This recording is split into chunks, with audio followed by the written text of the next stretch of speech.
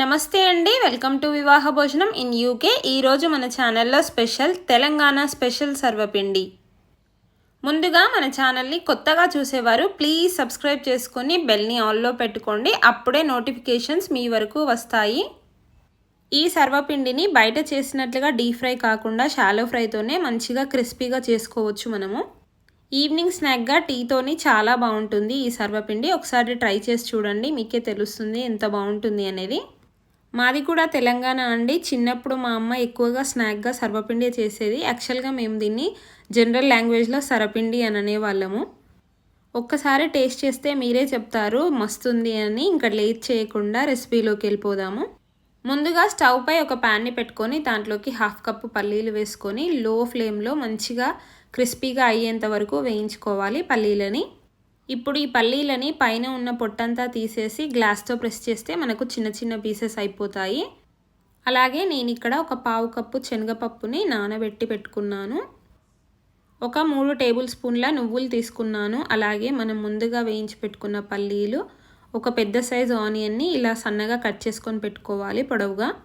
ఈ ఆనియన్స్ వేయడం వల్ల మంచి టేస్ట్ యాడ్ అవుతుంది. కొత్తిమీర, కరివేపాకు కూడా కట్ చేసుకొని పెట్టుకోవాలి. కరివేపాకు నేను ఫ్రోజన్ది యూస్ చేస్తున్నా. పప్పులు ఇన్ని వేయాలని మెజర్మెంట్ ఏమి ఉండదండి, మనకు నచ్చినన్ని వేసుకోవచ్చు.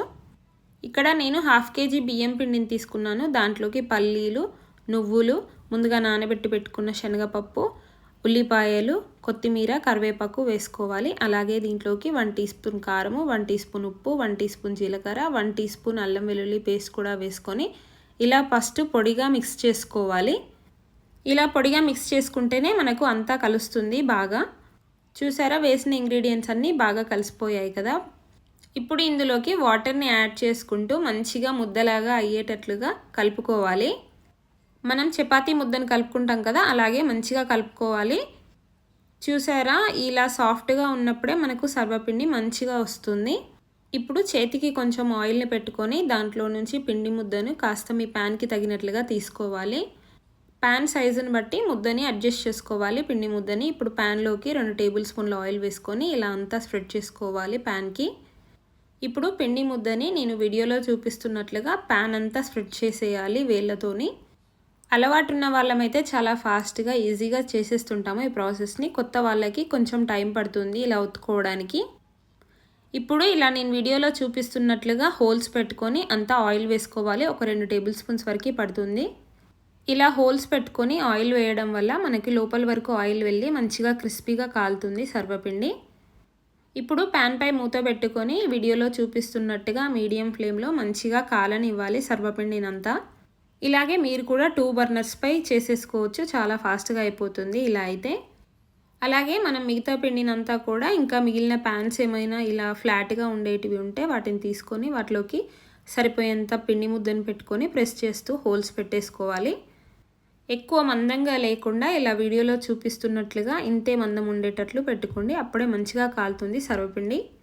బయట షాప్స్ వాళ్ళు మనకి డీప్ ఫ్రై చేసి అమ్ముతూ ఉంటారు. మీకు కావాలంటే మీరు కూడా సర్వపిండి మునిగే లెవెల్లో ఆయిల్ వేసుకొని డీప్ ఫ్రై చేసుకోవచ్చు. చూసారా, సర్వపిండి ఎంత ఎర్రగా కాలిందో. ఇలా కాలితే సరిపోతుంది, ఇంకా కొంచెం కలర్ వస్తుంది మనం తీసుకున్న తర్వాత. ఒక్కసారి మనకు చేయడం అలవాటైపోతే ఈజీగా ఫటాఫట్ చేసేయచ్చు. ఇంతేనండి, ఇలాగే మిగతా పిండినంతా కూడా చేసుకొని ఇలా ఎర్రగా కాల్చేసుకుంటే మనకు సర్వపిండి రెడీ అయిపోతుంది. దీన్ని మీరు ఒక్కసారి టీతో పాటుగా తినండి, అస్సలు మర్చిపోలేరు. ఇంకా మీకు ఇష్టమైతే ఏదైనా చట్నీ కానీ పెరుగుతో కానీ తిని చూడండి, బాగుంటుంది. ఈ వీడియో మీకు నచ్చినట్లయితే ప్లీజ్ సబ్స్క్రైబ్ చేసుకొని లైక్ చేసి మీ ఫ్రెండ్స్ అండ్ ఫ్యామిలీకి షేర్ చేయండి. మీరు కూడా సర్వపిండిని చేసుకొని మీకు ఎలా కుదిరిందో ఆ ఫీడ్బ్యాక్ని నాతో షేర్ చేసుకోండి. ఇంతకీ మీరు ఎక్కడి నుంచి ఈ వీడియో చూస్తున్నారో కమెంట్ చేయడం మర్చిపోవద్దు. Thank you so much for watching. See you in next video.